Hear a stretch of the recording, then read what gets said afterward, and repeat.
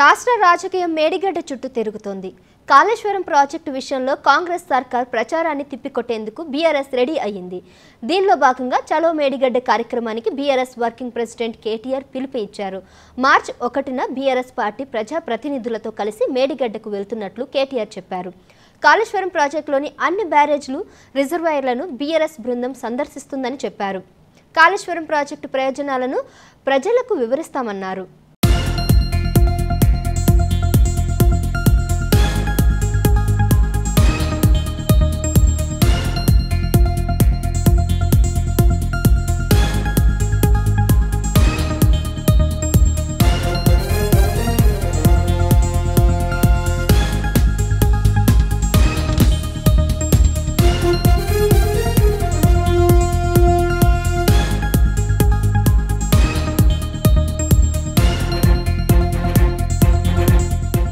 అటు ఈ నెల 13న సీఎం రేవంత్ సారథ్యంలో మంత్రులు, కాంగ్రెస్, సిపిఐ, ఎంఐఎం సభ్యులతో కూడిన బృందం మేడిగడ్డను సందర్శించింది. కుంగిన మేడిగడ్డ బ్యారేజ్ పిల్లర్లను పరిశీలించింది. ఆనాడు మేడిగడ్డ సందర్శనకు సీఎం రేవంత్ ఆహ్వానించిన బీఆర్ఎస్ ప్రజా ప్రతినిధులు వెళ్లలేదు. తాజాగా చలో మేడిగడ్డకు బీఆర్ఎస్ సిద్ధం అవటం హాట్ టాపిక్ గా మారింది. ఇప్పుడు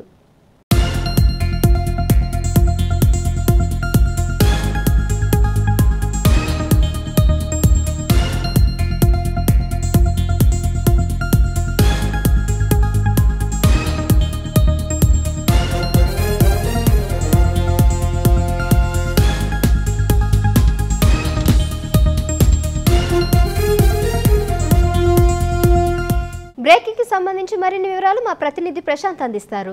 ప్రశాంత్, చెప్పండి. మేడిగడ్డ సందర్శనకు నాడు సీఎం రేవంత్ ఆహ్వానించిన బీఆర్ఎస్ నేతలు వెళ్లలేదు. ఇప్పుడెందుకు బీఆర్ఎస్ వర్కింగ్ ప్రెసిడెంట్ కేటీఆర్ చలో మేడిగడ్డకు సిద్ధమయ్యారంటారు?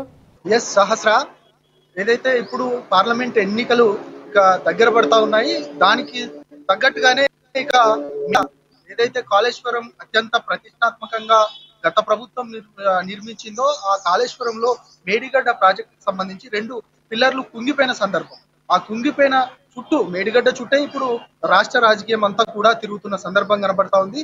ఈ నెల 11న ఏదైతే ఈ ప్రస్తుతం ఉన్న కాంగ్రెస్ పార్టీకి సంబంధించి ఇక సీఎం అదేవిధంగా మంత్రులు చాలా మంది కూడా మేడిగడ్డ సందర్శనార్థము ఇక వెళ్ళిన పరిస్థితి కనబడ్డది.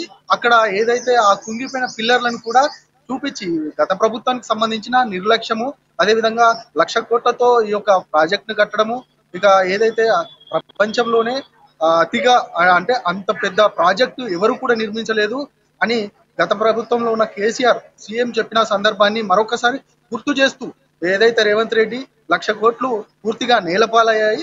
కాబట్టి ఆ కుంగిపోయిన పిల్లర్లకు సంబంధించి ఇక అప్పటి నుండి ఇప్పటి వరకు ఆ రాజకీయం అంటే పెద్ద ఎత్తున బీఆర్ఎస్ పార్టీ పైన పెద్ద ఎత్తున విమర్శలు, అదేవిధంగా కేసీఆర్ పైన విమర్శలు చేస్తున్న సందర్భం కనబడ్డది. దాంతో పాటు ఎవరైతే ఇప్పుడు ప్రస్తుత ప్రతిపక్షంలో ఉన్న నాయకులు, అదేవిధంగా కేసీఆర్ ఎవరు వచ్చినా కూడా ఇక మేము చూపిస్తాము, మీరు చేసిన ఏదైతే అవినీతి ఉందో, మీరు చేసిన ఏదైతే ప్రాజెక్ట్ లో లోపాలు ఉన్నాయో వాటన్నిటికి సంబంధించి మేము చూపిస్తామంటూ కూడా రేవంత్ రెడ్డి ప్రభుత్వం చెప్పిన సందర్భం. అందులో భాగంగానే మేడిగడ్డకు ఈ నెల 11న వెళ్లారు. ఇక సందర్శించి ప్రజల మధ్యకు తీసుకెళ్లారు. ఈ ఇష్యూను మొత్తాన్ని ప్రజల మధ్యకు తీసుకెళ్లి ఇక ఏదైతే ప్రభుత్వం చేసిన గత ప్రభుత్వం చేసిన తప్పిదాలను, అదే విధంగా ఆ అప్పులకు సంబంధించి ఇక 5,00,000 కోట్లకు పైగా అప్పులు చేశారు అనేది మాత్రం ప్రజలకు తీసుకెళ్లాలి. ఇక ఇప్పుడు పూర్తిగా లోటు బడ్జెట్ ఉన్న సందర్భం అయితే దానికి సంబంధించి ఇక ప్రజల వద్దకు వెళ్తే ఇక కొంత ఏదైతే ఈ 100 రోజుల 6 గ్యారంటీలకు సంబంధించి ఆ 100 రోజుల టైం పీరియడ్ అడిగారు.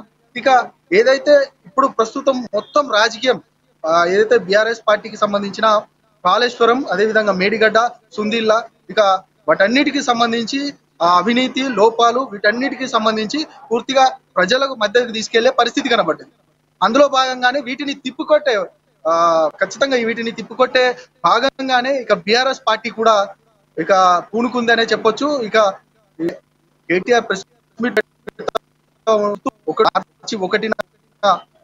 మేము కట్టిన కాళేశ్వరం అదేవిధంగా మేడిగడ్డకు సంబంధించి సందర్శనార్థం వెళ్తున్నాము. ఇక రైతులకు సంబంధించి మేము ఎంతో గొప్ప ప్రాజెక్ట్ కట్టాము. రైతులకు సాగునీటికి సంబంధించి పెద్ద ఎత్తున మేము దాని ఉపయోగంలోకి తీసుకొచ్చాము.